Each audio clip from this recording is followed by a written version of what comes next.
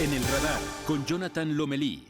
Los tribunales han revertido al menos 8 reformas de los diputados de la pasada legislatura del Congreso de Jalisco por inconstitucionales. En algunos casos, las reformas salieron del Poder Ejecutivo y los diputados solo las avalaron. Preocupa que cada vez es más común por parte de diputados o gobernantes el impulso a leyes que extralimitan sus funciones. Los tribunales locales, federales y la Suprema Corte de Justicia de la Nación enfrentan así un embate en donde son intermediarios de disputas por el poder y de intereses políticos que motivan reformas o acciones de gobierno. El principal riesgo radica en la saturación y contaminación política del Poder Judicial, que debe mantener una imparcialidad y autonomía necesarias para el funcionamiento del Estado. Ejemplos sobran. La convocatoria solo para mujeres en la elección extraordinaria de Tlaquepaque tenía un trasfondo político. Los diputados locales, en su mayoría naranjas, pusieron este candado con el argumento de la paridad de género. En realidad, blindaban el triunfo de su candidata frente a su competidor de Morena, pero la Sala Superior del Tribunal Federal Electoral revirtió la medida y abrió la elección a hombres también. Sin embargo, enfrentamos una inédita anulación de la contienda en Tlaquepaque por un video del cardenal emérito Juan Sandoval Íñiguez, en donde llama a votar contra el partido en el poder.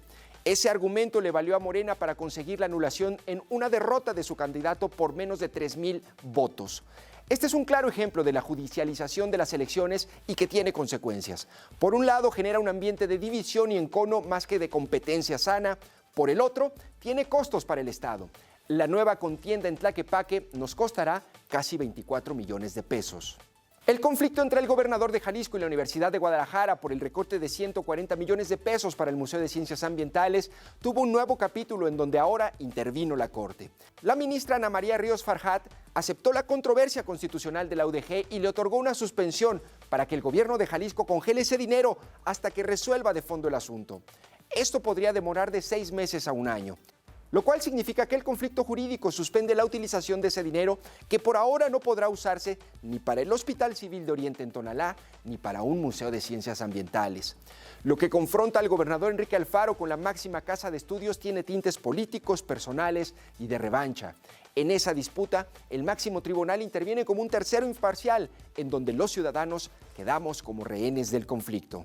La Suprema Corte señaló la semana pasada como inconstitucionales los exámenes de control de confianza para jueces y magistrados que avaló el Congreso de Jalisco. También el máximo tribunal revirtió la ley de libre convivencia en Jalisco por graves violaciones en 2018. Apenas la Comisión Nacional de Derechos Humanos interpuso una controversia constitucional contra la reforma para eliminar las pensiones doradas de burócratas en el Estado. El problema no es hacer leyes o impulsar reformas y que un tribunal ponga límites.